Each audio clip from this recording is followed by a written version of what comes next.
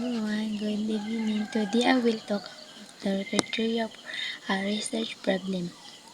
Needs mean what make a research problem good. It is important to choose the right problem so that the research will be useful, easy to study, and clear. I will explain the important things we need to check when picking a research problem.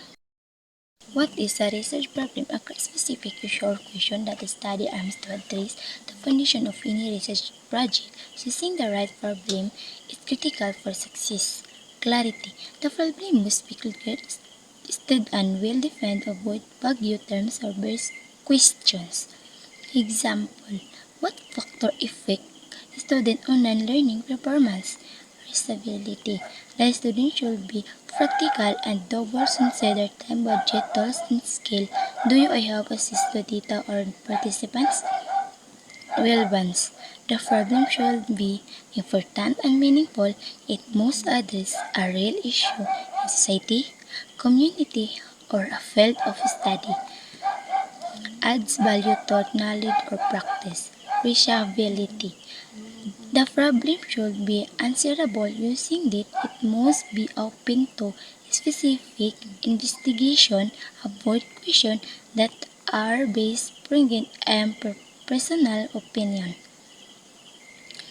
Novelty or originality.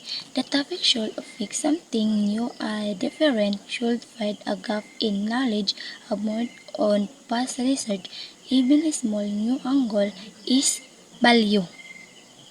Ethical acceptability. Research must follow ethical guidelines to arms to participants with informed consent and confidentiality. Respect human rights and integrity. To researchers' interest. You should be motivated and passionate about the topic. Personal interest improve famous and present tense. Do I really care about this issue?